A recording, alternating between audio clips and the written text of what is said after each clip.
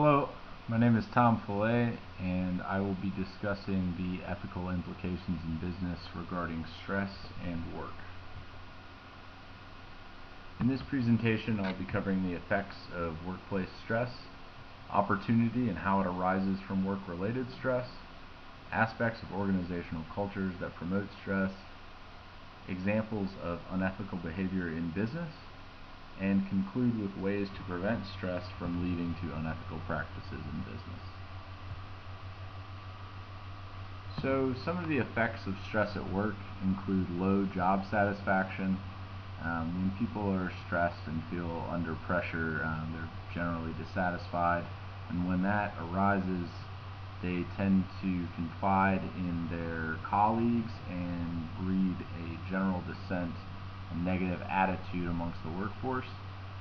Stress can also lead to poor decision making. When people feel pressured, they tend to make rash decisions or questionable decisions regarding methods they may not normally have taken. Stress can have a negative impact on team dynamics. When people feel pressured and under duress, they don't want to cooperate. They're not as interested in the good of the team. They're more focused on what they need to do as an individual to meet their goals. Stress can also lead to aggression. People can lash out at others, and also in a more milder form just aggressively pursue their own goals over those of their team, department, or the overall organization. In extreme cases, stress can even lead to long-term medical issues such as back pain, migraine, and chronic anxiety requiring medication. So the Business Ethics 11th edition textbook defines opportunity as conditions in an organization that limit or permit ethical or unethical behavior. So opportunity for unethical behavior often arises when there is pressure to get results in which management does not clearly define the methodology by which to get those results. Employees feel pressured just to get the end outcome and will resort to any means necessary to achieve that. Opportunity also arises when employees are overburdened. They'll create shortcuts, cut corners.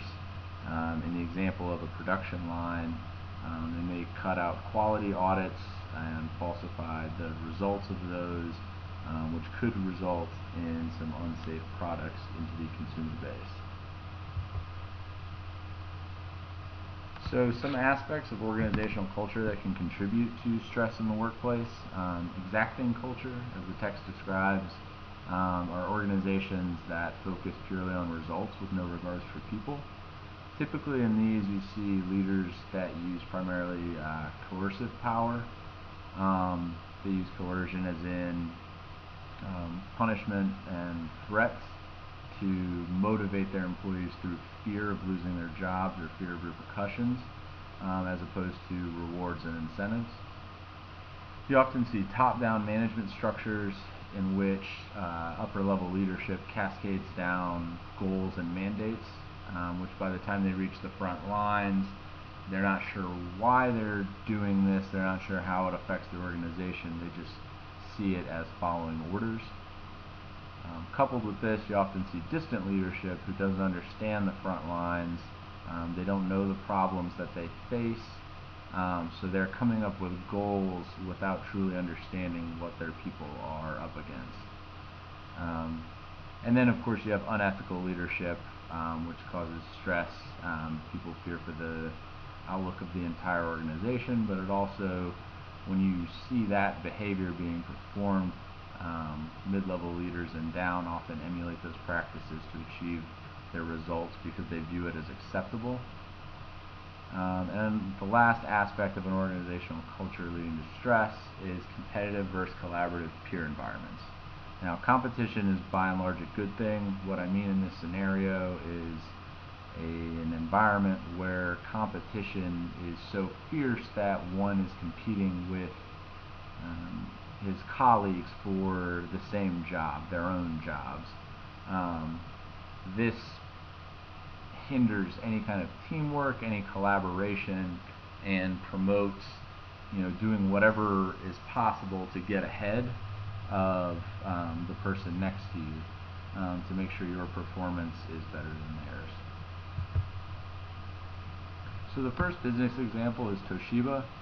In 2015, they underwent a widespread accounting fraud, stemming from a culture of not questioning management. This is actually very typical in a lot of Japanese organizations, but the problem with Toshiba stemmed from their questionable leadership at the top, as embodied by the quote by one of their former presidents, "Get it done like your life depends on it." This led divisional leaders and down to feel they could not report unsatisfactory numbers or any problems, so instead they covered it up, which ultimately led to this scandal. Second example is Enron. The corruption at the upper level aside, Enron's business culture promoted some unethical behaviors at the lower levels as well, such as their rank and yank system, where every 6 months the lowest performing 20% of employees were fired and replaced. Going back to that competitive versus collaborative peer environment, this did not breed teamwork and collaboration and how can we work together to further the company's goals, but instead promoted an every man for himself mentality, and how can I be better than the person next to me to make sure I keep my job. They also had a shoot the messenger culture, similar to Toshiba, where no one wanted to report bad news for fear of losing their job, so they would often falsify those results, which resulted in very unethical practices. And this all stemmed from leadership arrogance at the top. The third example is Wells Fargo. They had numerous false accounts opened without the consent of many of their customers, and this all stemmed from unrealistic sales goals set by leadership. They were unrealistic in that even internally Wells Fargo referred to them as 50-50 plans. Only 50% of the branches were expected to meet these goals. They published what they called monthly motivator reports that compared branch results to one another, which put undue pressure on branch managers, which trickled down to the teams to increase performance at whatever the cost, since they all felt that their jobs were on the line. Employees felt their jobs depended purely on products sold, not quality of customer service provided. They weren't selling products based on incentives and bonuses offered by the company, but purely just to keep their jobs. And this was further exacerbated when the division leader covered up the problem to the board until it escalated to the point it did and manifested just how large it was.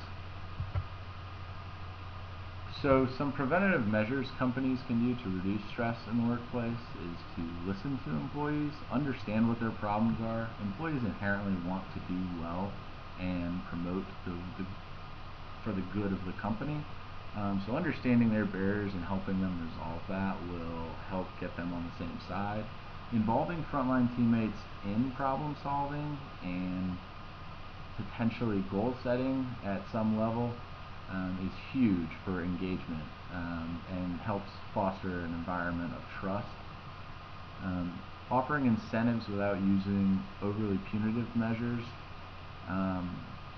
This is meant to motivate people in a positive way, using rewards, recognition as incentives, as opposed to fear and punishment. And having managers that will coach lower performing employees instead of just dictating on a results-based fashion.